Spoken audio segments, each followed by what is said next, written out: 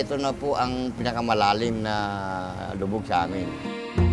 Hanggang sa ngayon, kahit na po sikat na mainit ang araw, lubog pa rin ang bayan naming Masantol, lalo na aming barangay San Isidro. Noong araw po kasi, mga 1 linggo lang, wala na hong tubig dito.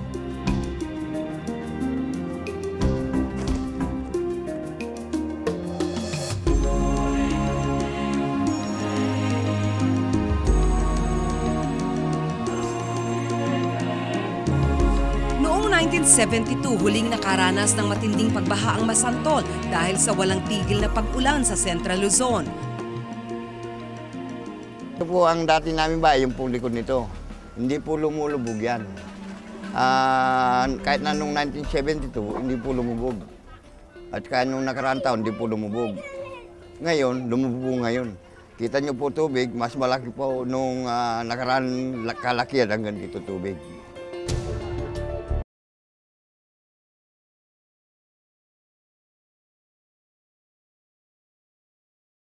Buo ng 26 na barangay.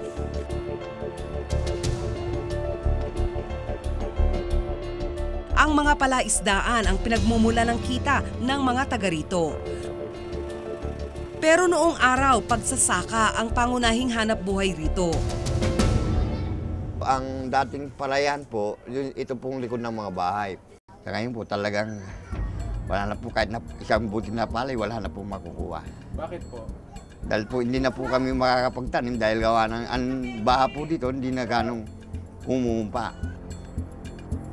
Maraming alaala mula sa kabataan ni Tatay Abraham ang inilubog sa baha. Malulungkot po ako dati po kasi nakakapaglaro kami dito nung aking kababata. Kaya malungkot na malungkot dahil po kasi totoo po hindi na kami nakakapaglaro. Kita niyo po ang mga bata, wala po makakapaglaro dito. Kaya medyo napapayak ako, gawa po nung araw, hindi po ganito ang masasabi ko. Kaya pasensya po kayo kung ako'y napapayak sa aking istorya. Dahil masarap po yung buhay namin nung araw dito.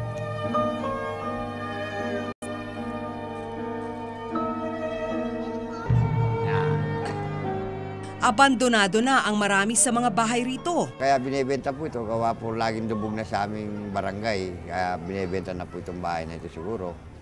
Kaya ayun po ang kuwan nila para alis na sila dito.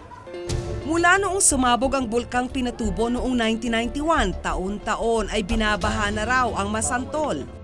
Lahat ng drainage system, lahat ng quadrant ng bulkan ay nalagyan ng sediment load ulit, yung mga pyroclastic materials natin, yung ashfall and your pyroclastic flow deposits na remobilized as lahars. To such point na yung mga ating mga irrigation canals natabunan na, natabunan. So wala na silang, wala nang proper drainage. Kawing-kawing ang mga dahilan kung bakit laging baha sa Masantol. Kung Masantol, kaya po binabaha dahil downstream po ito. Yung mga, halimbawa po, malakas ang ulan, tapos walang hinto, mga halimbawa 3 days. Tapos nang uminto na yung ulan, yung tubig po na bandang itaas, napupunta po sa amin, catch basin po, downstream ito. Sa kasagsagan ng ulan nitong Agosto, isang tail dike sa boundary ng Minalin at Santo Tomas, Pampanga ang nasira. Kasi yung tail dike na yun, connected dun sa Minalin, tapos pagkatapos ng Minalin, yun ng Makabebe. Pagkatapos ng Makabebe, Masantol na. So dito lahat ang bagsak na nun, yung tubig na nagaling dun sa nasirang tail dike. Kailangan daw ng halos 300 milyong piso para makumpuni ang dike. Dumagdag pa sa problema ang tubig mula sa Angat Dam. August 12, nung na-advise kami from the release of the dam, that was August 12. At 4 o'clock, magre-release siya. Mababaw na rin ang Pampanga River kaya limitado na ang tubig na kaya nitong sahurin. Ang lalim niya na dati, hindi na ganun ang lalim. So yung dumadaan na tubig sa atin, coming from the upper portion, yun pa rin. Definitely, kung ano yung riverbed niya, hindi na ganun kalalim. Mahigit 16,000 pamilya ang naapektuhan ng pagbaha sa Masantol.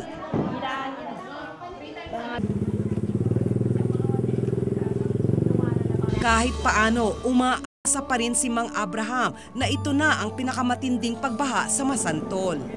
Kung pwede lang po, sana hindi sa babayin yung aming bayan dahil po talagang hindi babaan po, katulad sana nung araw na hindi na masyadong malalim o malaking ganito.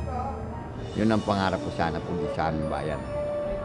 Kung mayroon po sana makakatulong doon sa problema ng aming bayan,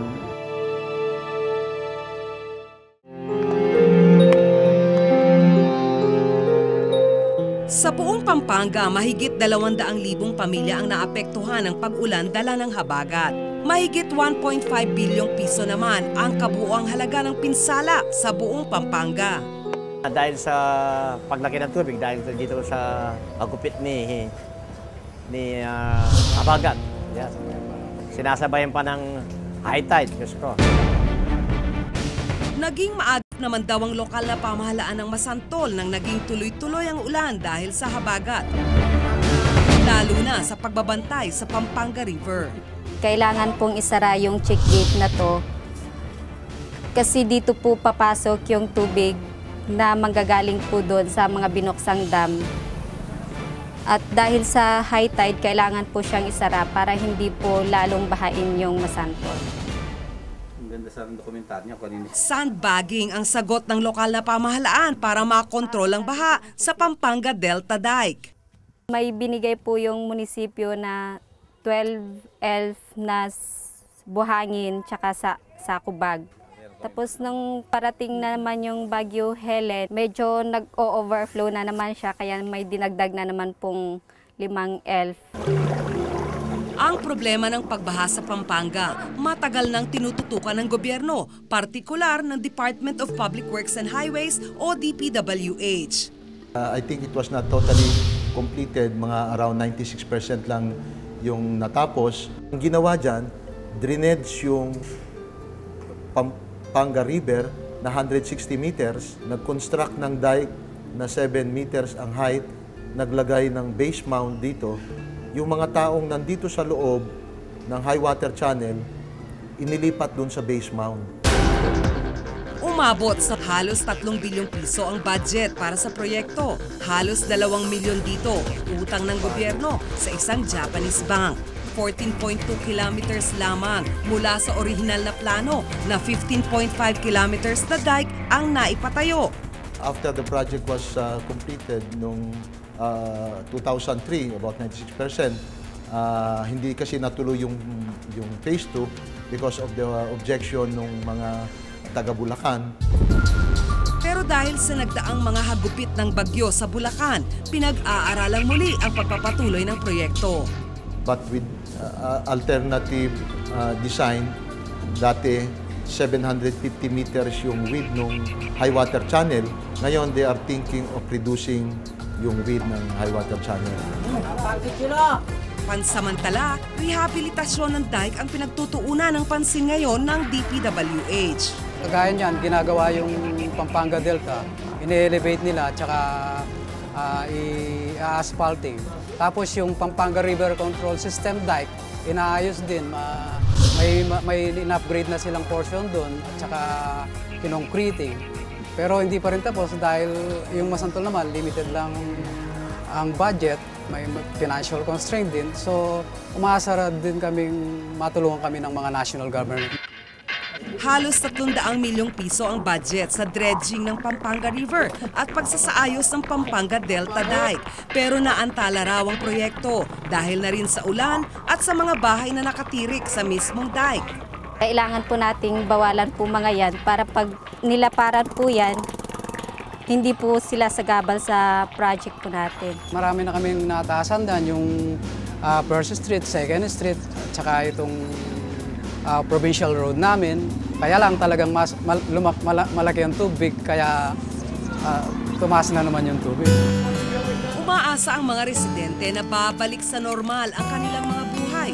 1 buwan kadalasan ang itinatagal bago tuluyang mawala ang baha.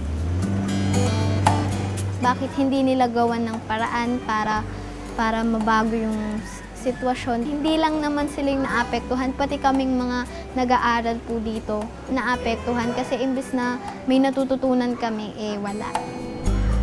Gusto ko mangyari dito sa barangay namin. Sana wag nang bumaha. Kasi pag bumabaha dito, hindi nakakapaghanap buhay ang mga tao. Walang kalakal, walang buhay. Yun, maghanap ako kung saan meron. Siyempre, kung saan ang meron, doon ako mag-stay ng maghanap buhay. Sa bawat buhos ng ulan at pagbaha, bahay, ari-arian at kabuhayan ang nawawasak.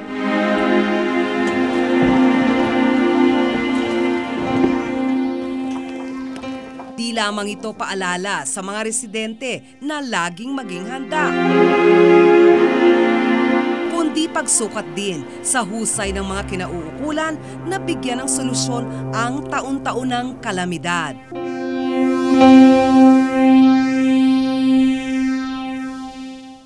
Mga kapuso, sa gitna ng baha, hindi dapat iasa na lang natin sa gobyerno ang desisyon na sangkot ang kaligtasan ng ating buhay at ari-arian. Ang pagiging handa at pagkakaroon ng tamang impormasyon ang pinakamainam pa rin sandata laban sa ganitong uri ng kalamidad. Ang ID mo bilang Pilipino nagbibigay sa iyo ng pribilehyo at responsibilidad na maging bahagi ng direksyon ng ating bayan. Magtanong, magsaliksik, linangin ang kaisipan. Kapag may katiwalian at pag-abuso, dapat tayong makaalam at makialam. Ako po si Malu Mangahas at ito ang Investigative Documentaries. Karapatan mong malaman ang katotohanan.